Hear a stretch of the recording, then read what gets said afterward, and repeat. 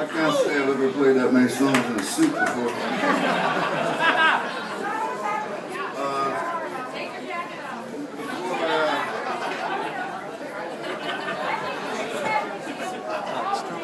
It's not the vice president. Before I finish, and in light, I'll just say a couple quick words.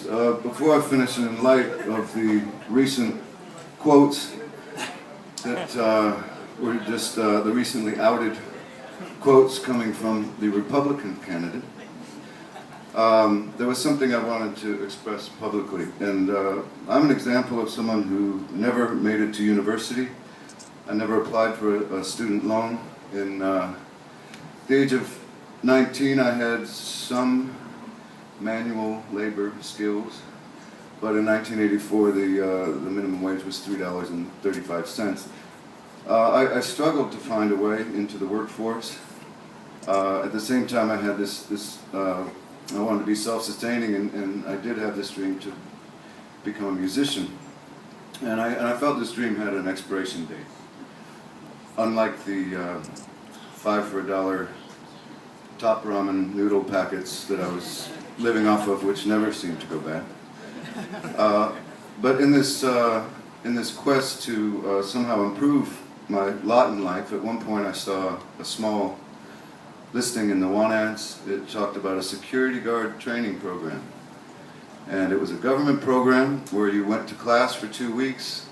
They gave you the training in order to qualify for the particular license needed, and then would attempt to place you in the workforce, and at a rate of maybe $5 or $6 an hour.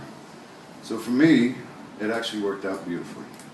I was placed, I took over the midnight shift, a perfect job for an insomniac, and within 4 years I was actually the security supervisor of a well-respected petroleum company in San Diego.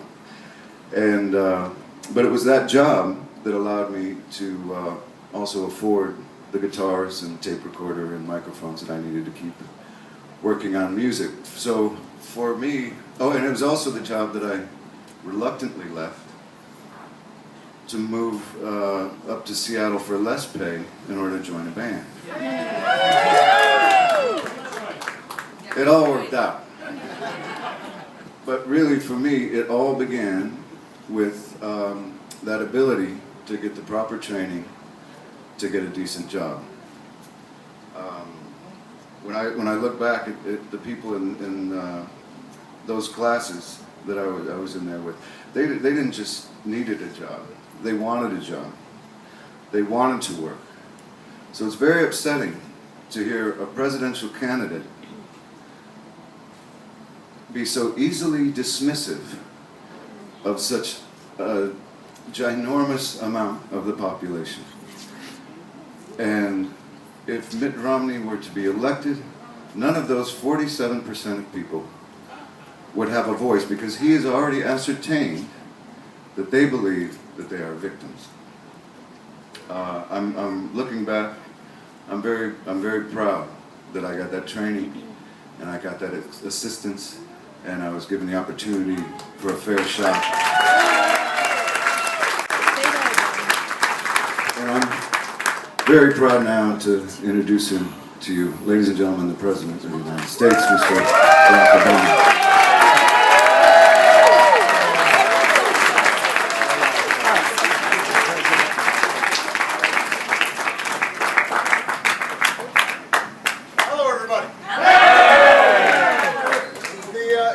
So good to see all of you, and I'm going to have a chance to take some pictures and spend a little time with you. But let me begin by thanking Eddie Vedder for that unbelievable performance.